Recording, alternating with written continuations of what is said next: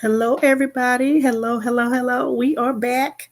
Once again, we are reading Genesis chapter 30 through 33. This is our Bible reading challenge. We are reading our Bible. Make sure that you are liking and sharing. Make sure you tell somebody that we are doing this challenge. Like and share. Grab your Bibles, grab your apps, or follow along.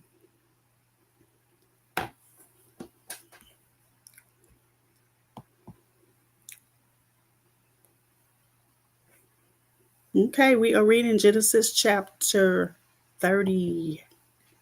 And I am in the NLT version. When Rachel saw that she wasn't having any children for Jacob, she became jealous of her sister. She pleaded with Jacob, "Give me children or I'll die." Then Jacob became furious with Rachel. "Am I God?" he asked. "He's one who has kept you from having children." Then Rachel told him, "Take my maid, Bilhah, and sleep with her. She will bear children for me, and through her I can have a family too." So Rachel gave her servant Bilhah to Jacob as a wife, and he slept with her.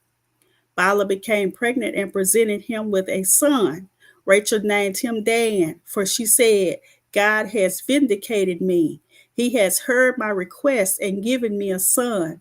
Then Bilhah became pregnant again and gave Jacob a second son. Rachel named him Naphtali, for she said, "I have struggled hard with my sister and I'm winning." Meanwhile, Leah realized that she wasn't getting pregnant anymore, so she took her servant Zilpah and gave her to Jacob as a wife. Soon Zilpah presented him with a son. Leah named him Gad, for she said, "How fortunate I am." Then Zilpah gave Jacob a second son, and Leah named him Asher, for she said, "What joy is mine! Now the other women will celebrate with me." One day during the wheat harvest, Reuben found some mandrakes growing in a field and brought them to his mother Rachel. Rachel begged Leah, "Please give me some of your son's mandrakes." But Leah angrily replied, "Wasn't it enough that you stole my husband? Now will you steal my son's mandrakes too?" Rachel answered, "I will let Jacob sleep with you tonight if you give me some of the mandrakes." So that evening, as Jacob was coming home from the field, Leah went out to meet him. "You must come and sleep with me tonight," she said. "I have paid for you with some mandrakes that my son found." So that night he slept with Leah. And God answered Leah's prayers. She became pregnant again and gave birth to a fifth son for Jacob. She named him Issachar, for she said, "God has rewarded me for giving my servant to my husband as a wife." Then Leah became pregnant again and gave birth to a sixth son for Jacob. She named him Zebulun, for she said, "God has given me a good reward. Now my husband will treat me with respect, for I have given him six sons." Later she gave birth to a daughter and named her Dinah. Then God remembered Rachel's plight and answered her prayers by enabling her to have children. She became pregnant and gave birth to a son.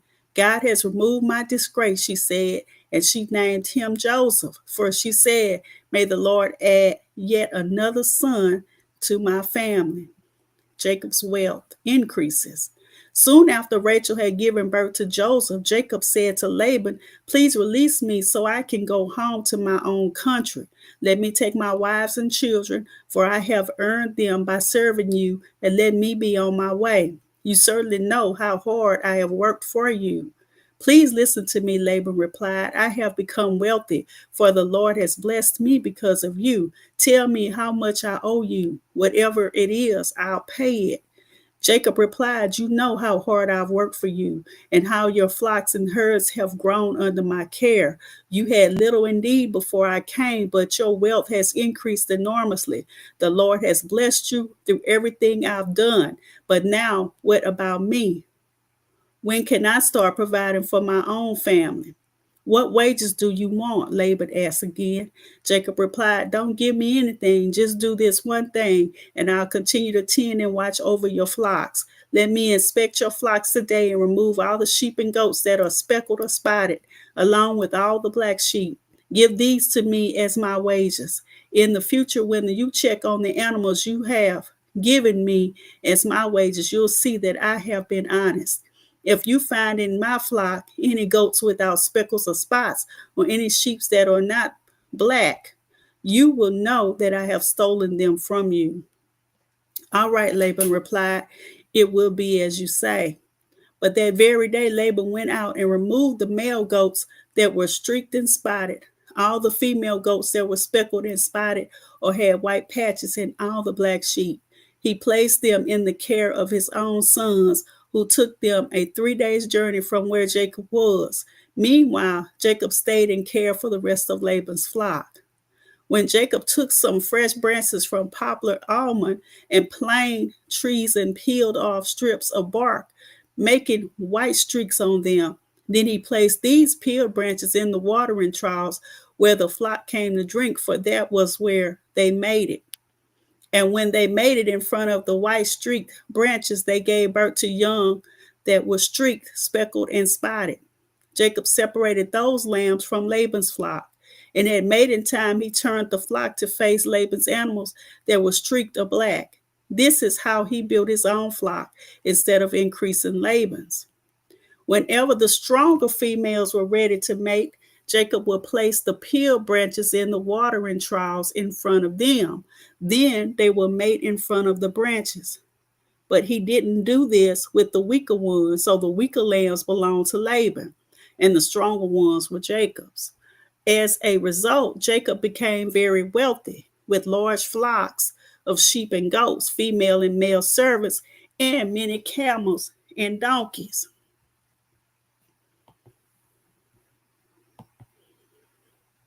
Okay, so now we're going to go on to chapter 31.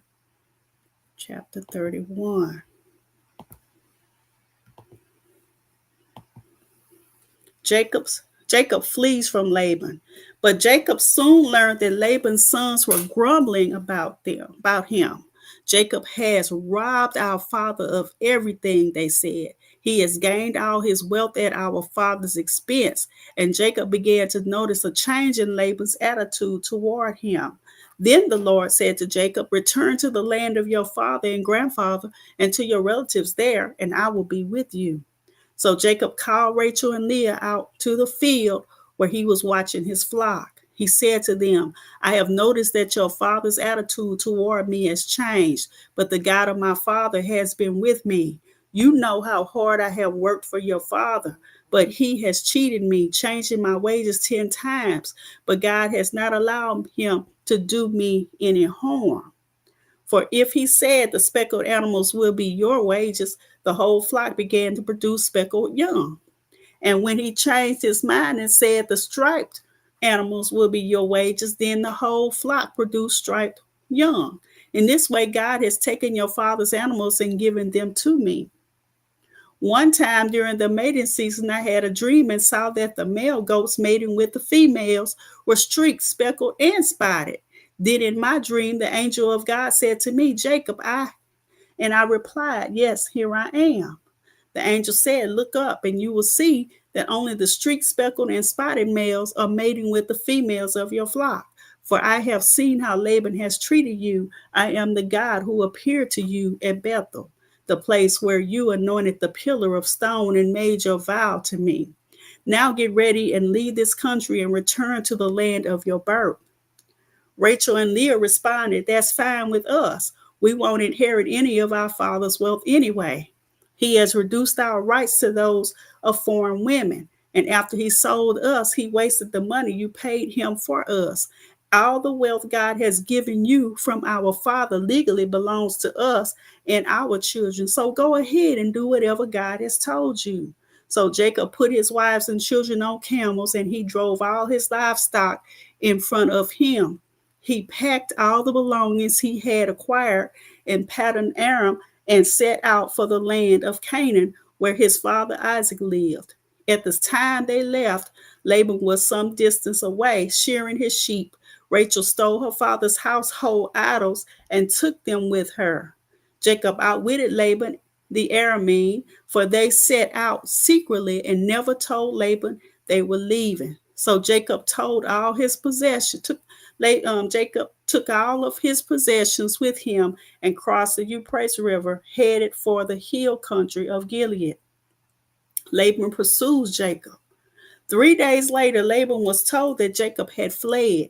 So he gathered a group of his relatives and set out in hot pursuit. He caught up with Jacob 7 days later in the hill country of Gilead. But the previous night, God had appeared to Laban the Aramean in a dream and told him, "I'm warning you, leave Jacob alone." Laban caught up with Jacob as he was camped in the hill country of Gilead, and he set up his camp not far from Jacob's. "What do you mean by deceiving me like this?" Laban demanded. "How dare you drag my daughters away like prisoners of war?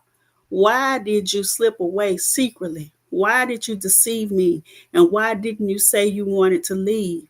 I would have given you a farewell feast with singing and music, accompanied by tambourines and harps. Why didn't you let me kiss my daughters and grandchildren and tell them goodbye? You have acted very foolishly. I could destroy you, but the God of your father appeared to me last night and warned me, leave Jacob alone. I can understand your feelings that you must go and your intense longing for your father's home, but why have you stolen my gods?" "I rushed away because I was afraid," Jacob answered. "I thought you would take your daughters from me by force. But as for your gods, see if you can find them and let the person who has taken them die. And if you find anything else that belongs to you, identify it before all these relatives of ours, and I will give it back." But Jacob did not know that Rachel had stolen the household items. Laban went first into Jacob's tent to search there, then into Leah's, and then the tents of the two servant wives. But he found nothing. Finally, he went into Rachel's tent, but Rachel had taken the household idols and hidden them in her camel saddle, and now she was sitting on them. When Laban had thoroughly searched her tent without finding them, she said to her father, "Please, sir, forgive me if I don't get up for you. I'm having my monthly period." But Laban continued his search, but he could not find the household idols. Then Jacob became very angry and he challenged Laban. "What's my crime?" he demanded. "What have I done wrong to make you chase after me as though I were a criminal? You have rummaged through everything I own. Now show me what you found that belongs to you. Set it out here in front of us before our relatives for all to see. Let them judge between us. For 20 years I have been with you, caring for your flocks. In all that time, your sheep and goats never miscarried. In all those years, I never used a single ram of yours for food. If any were attacked and killed by wild animals, I never showed you the carcass and asked you to reduce the count of your flock. No, I took my loss. You made me pay for every stolen animal, whether it was taken in broad daylight or in the dark of night.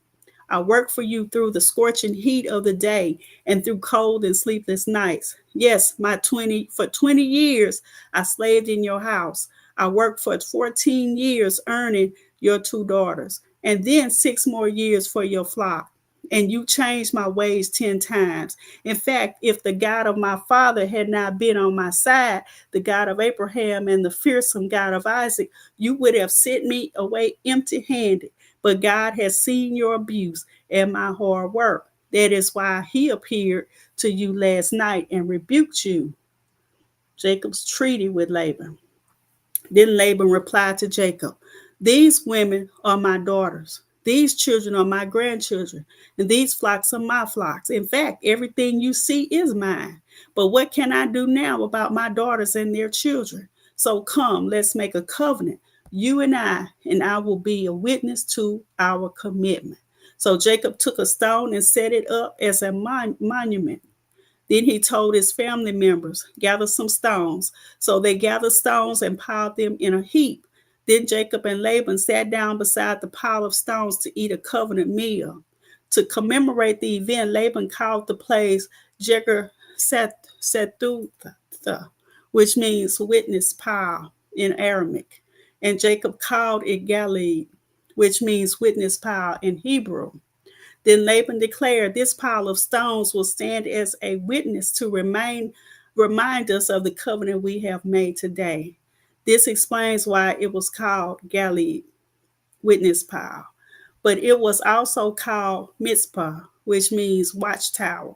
For Laban said, may the Lord keep watch between us to make sure that we keep this covenant when we are out of each other's sight. If you mistreat my daughters or if you marry other wives, God will see it even if no one else does. He is a witness to this covenant between us. See this pile of stones, Laban continued, and see this monument I have set between us. They stand between us as witnesses of our vows.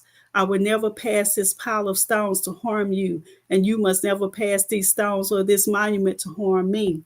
I call on the God of our ancestors, the God of your grandfather Abraham and the God of my grandfather Nahor, to serve as a judge between us. So Jacob took an oath before the fearsome God of his father Isaac to respect the boundary line. Then Jacob offered a sacrifice to God there on the mountain and invited everyone to a covenant feast. After they had eaten, they spent the night on the mountain. Laban got up early the next morning and he kissed his grandchildren and his daughters and blessed them. Then he left and returned home.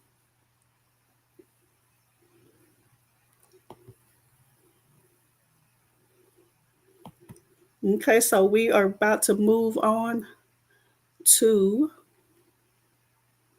the next chapter.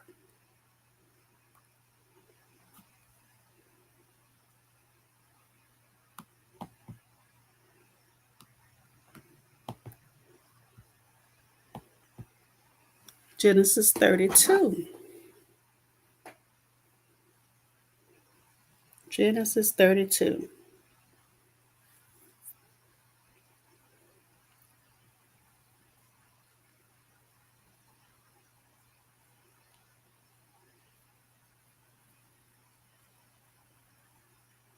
Okay, just check to make sure that we're good.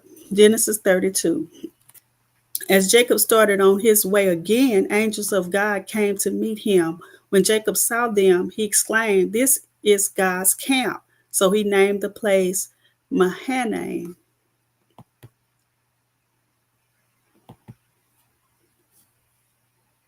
Jacob sends gifts to Esau. Then Jacob sent messengers ahead to his brother Esau, who was living in the region of Seir in the land of Edom. He told them, give this message to my master Esau. Humble greetings from your servant Jacob. Until now, I have been living with Uncle Laban, and now I own cattle, donkeys, flocks of sheep and goats, and many servants, both men and women. I have sent these messengers to inform my Lord of my coming, hoping that you will be friendly to me. After delivering the message, the messengers returned to Jacob and reported, we met your brother Esau, and he is already on his way to meet you with an army of 400 men. Jacob was terrified at the news. He divided his household along with the flocks and herds and camels into two groups. He thought, if Esau meets one group and attack it, perhaps the other group can escape. Then Jacob prayed, O God of my grandfather Abraham and God of my father Isaac. O Lord, you told me, return to your own land and to your relatives, and you promised me I will treat you kindly, and I am not worthy of all the unfailing love and faithfulness you have shown to me, your servant. When I left home and crossed the Jordan River, I owned nothing except a walking stick. Now my household fills two large camps. O Lord, please rescue me from the hand of my brother Esau. I am afraid that he is coming to attack me, along with my wives and children. But you promised me I will surely treat you kindly, and I will multiply your descendants until they become as numerous as the sands along the seashore, too many to count. Jacob stayed where he was for the night. Then he selected these gifts from his possessions to present to his brother Esau: 200 female goats, 20 male goats, 200 ewes, 20 rams, 30 female camels with their young, 40 cows, 10 bulls, 20 female donkeys, and 10 male donkeys. He divided these animals into herds and assigned each to different servants. Then he told his servants, go ahead of me with animals, but keep some distance between the herds. He gave these instructions to the men leading the first group. When my brother Esau meets you, he will ask, whose servant are you? Where are you going? Who owns these animals? You must reply, they belong to your servant Jacob, but they are a gift for his master Esau. Look, he is coming right behind us. Jacob gave the same instruction to the second and the third herdsman, and to all who follow behind the herds. You must say the same thing to Esau when you meet him. And be sure to say, look, your servant Jacob is right behind us. Jacob thought, I will try to appease him by sending gifts ahead of me. When I see him in person, perhaps he will be friendly to me. So the gifts were sent on ahead, while Jacob himself spent the night in the camp. Jacob wrestles with God. During the night, Jacob got up and took his two wives, his two servant wives, and his 11 sons and crossed the Jabbok River with them. After taking them to the other side, he sent over all his possessions. This left Jacob all alone in the camp, and a man came and wrestled with him until the dawn began to break. When the man saw that he would not win the match, he touched Jacob's hip and wrenched it out of its socket. Then the man said, let me go, for the dawn is breaking. But Jacob said, I will not let you go unless you bless me. What is your name? The man asked. He replied, Jacob. Your name will no longer be Jacob, the man told him. From now on, you will be called Israel, because you have fought with God and with men and have won. Please tell me your name, Jacob said. Why do you want to know my name? The man replied. Then he blessed Jacob there. Jacob named the place Peniel, which means face of God, for he said, I have seen God face to face, yet my life has been spared. The sun was rising as Jacob left Peniel, and he was limping because of the injury to his hip. Even today, the people of Israel don't eat the tendon near the hip socket because of what happened that night when the man strained the tendon of Jacob's hip.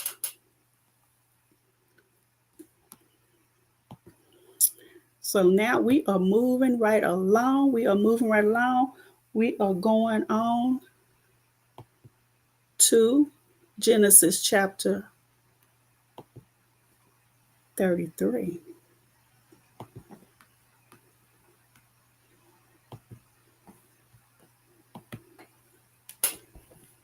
Jacob and Esau make peace. Then Jacob looked up and saw Esau coming with his 400 men. So he divided the children among Leah, Rachel, and his two servant wives. He put the servant wives and their children at the front, Leah and her children next, and Rachel and Joseph last. Then Jacob went on ahead. As he approached his brother, he bowed to the ground 7 times before him. Then Esau ran to meet him and embraced him, threw his arms around his neck and kissed him, and they both wept. Then Esau looked at the women and children and asked, who are these people with you? These are the children God has graciously given to me, your servant, Jacob replied. Then the servant wives came forward with their children and bowed before him. Next came Leah with her children, and they bowed before him. Finally, Joseph and Rachel came forward and bowed before him. And what were all the flocks and herds I met as I came? Esau asked. Jacob replied, they are a gift, my lord, to ensure your friendship. My brother, I have plenty, Esau answered. Keep what you have for yourself. But Jacob insisted, no, if I have found favor with you, please accept this gift from me. And what a relief to see your friendly smile. It is like seeing the face of God. Please take this gift I have brought you, for God has been very gracious to me. I have more than enough. And because Jacob insisted, Esau finally accepted the gift. Well, Esau said, let's be going. I will lead the way. But Jacob replied, you can see, my lord, that some of the children are very young, and the flocks and herds have their young too. If they are driven too hard, even for one day, all the animals could die. Please, my lord, go ahead of your servant. We will follow slowly at a pace that is comfortable for the livestock and the children. I will meet you at Seir. All right, Esau said, but at least let me assign some of my men to guide and protect you. Jacob responded, that's not necessary. It's enough that you have received me warmly, my lord. So Esau turned around and started back to Seir that same day. Jacob, on the other hand, traveled on to Succoth. There he built himself a house and made shelters for his livestock. That is why the place was named Succoth, which means shelters. Later, having traveled all the way from Paddan Aram, Jacob arrived safely at the town of Shechem in the land of Canaan. There he set up camp outside the town. Jacob bought the plot of land where he camped from the family of Hamor, the father of Shechem, for 100 pieces of silver. And there he built an altar and named it El Ikoi, Israel. So we have just read from the book of Genesis, chapter 30 through 33. 30 through 33. I pray all is well. I pray that this reading has blessed you in a mighty way. And I pray that you will be blessed, like and share. Make sure that you let someone know that we are doing our Bible scripture reading. Be blessed, everybody.